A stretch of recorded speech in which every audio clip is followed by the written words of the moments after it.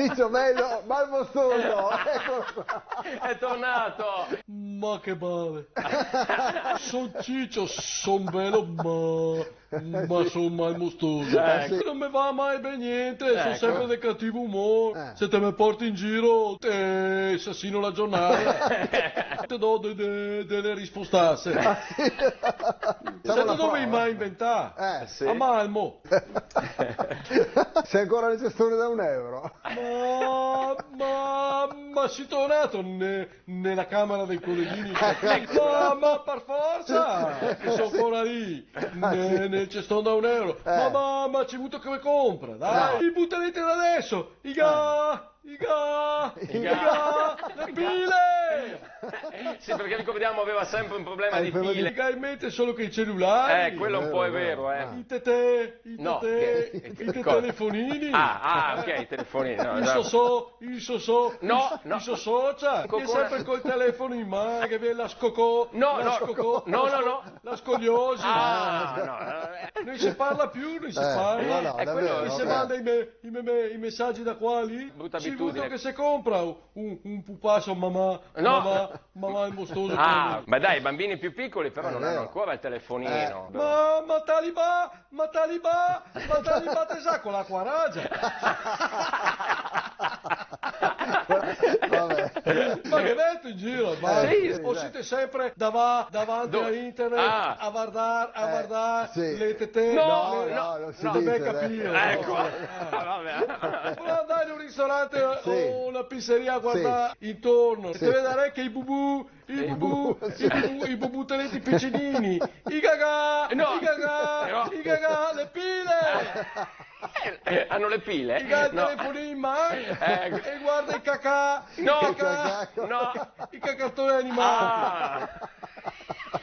E so mamà, e so mamare, e so papare, i ciaccia con No, invece che una volta gli dava i pepe narei e scrimacciava la totò, la tovaga. Che portare una borsa dei giugattoli e magari te beccavi Sì. Bravo, questo è un bel messaggio. Da genitori, insomma, torniamo a fare questo che è più educativo.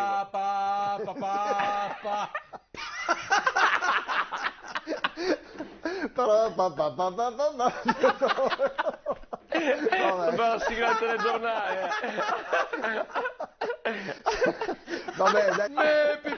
Me pipì sono mia tutù occupato. Ma parecchi. Senti, ma non fanno mai qualche promozione, magari con un tot di spesa, ecco, regalano Ciccio bello ma mostoso, così esci dal cestone. Potrebbe essere un'idea, no?